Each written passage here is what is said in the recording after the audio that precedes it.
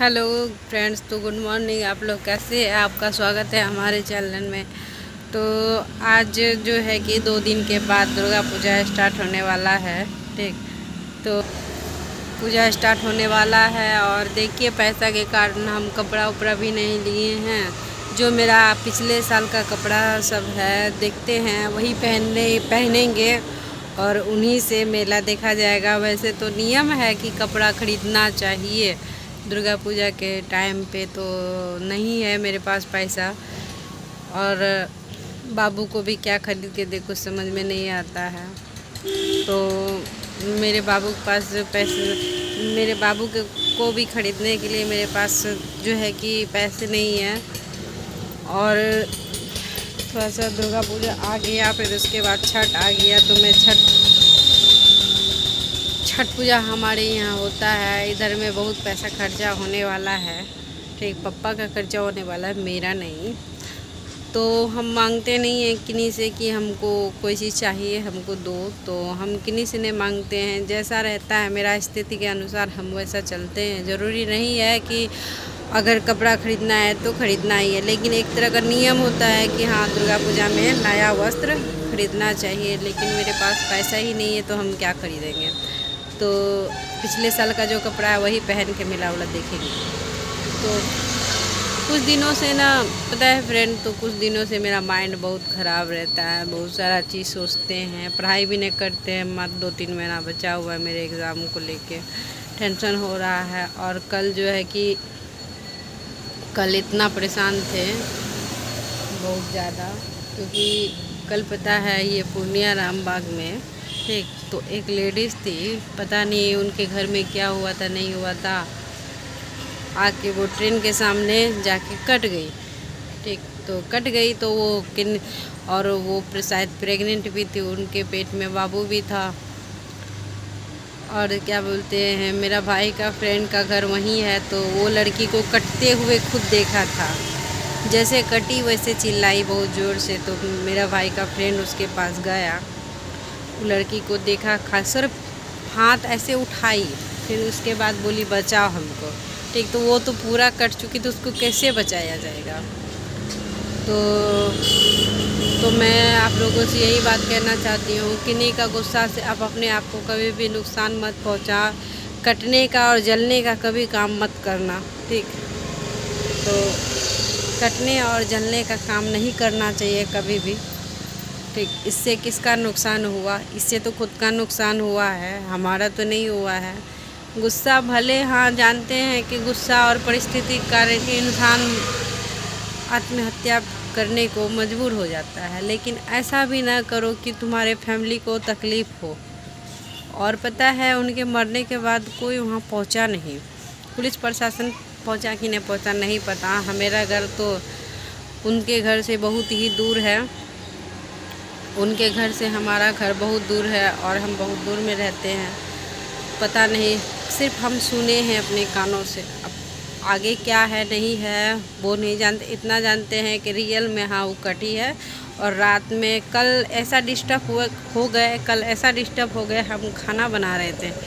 ठीक, ये सब बात जब सुनाई दिया ना, तो मेरा माइंड कल से एकदम ख़राब है। इसमें कुछ होता है ना, कुछ समझ में नहीं आ रहा था कि क्या करे क्या नहीं करे।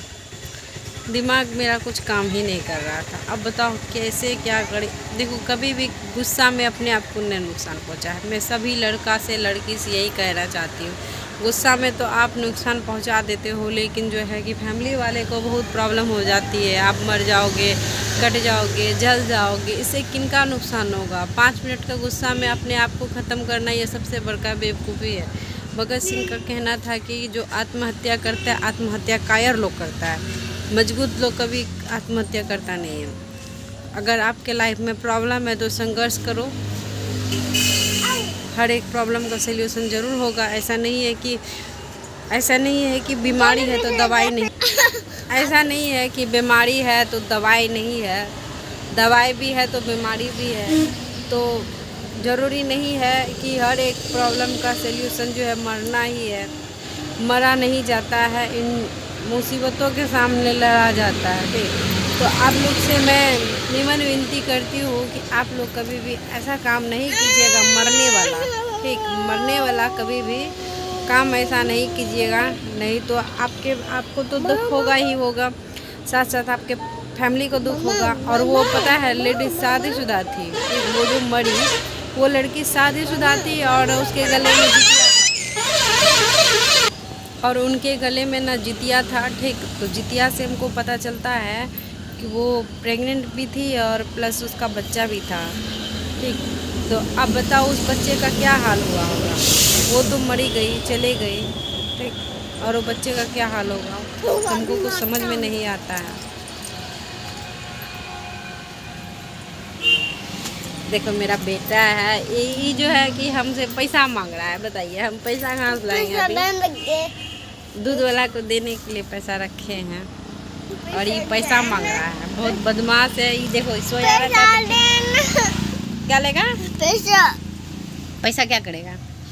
पैसा देना। अच्छा पैसा क्या करेगा तू? पैसा देना। पैसा मांग रहा है, बताइए पैसा इसको क्या करेगा? देखो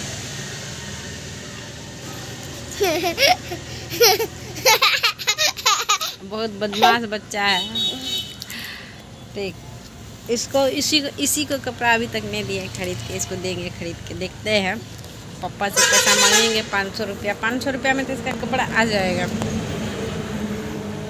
वैसे तो अगले साल खरीदे थे इसके लिए कपड़ा, तो इसका कपड़ा जो है कि अभी तक धरा ही हुआ है, और होगा तो वही कपड़ा पहनाएंगे, नहीं तो बर्थडे में सब में जो मिला था, इसका बर्थडे में क्या है, इनकी नानी दी थी कपड़ा और इसका नाना दिया, और मेरे ससुराल वाले से तो कुछ ही नहीं मिलता है हमको।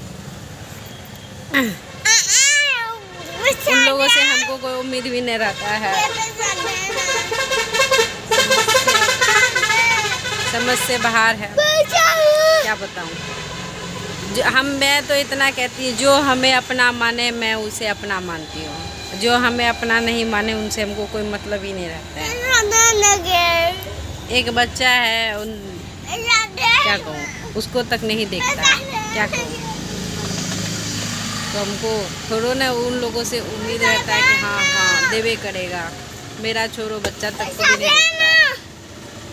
देखो पैसा मांग रहा है, देखो इधर इधर देखो मोनू, पैसा रहता तो नहीं देते तुमको, पैसा क्या करेगा? चलिए बाय, ठीक है। ये बच्चा मेरा पैसा मांग रहा है, और जो है कि मेरा काम भी अब जा रहे हैं करने के लिए। मेरा माँ तो कोई काम करती नहीं है, क्या कहूँ। इधर में भी नौकर हूँ और अपने ससुराल में भी नौकर हूँ, सब जगह तो नौकरी हूँ, क्या करूँ।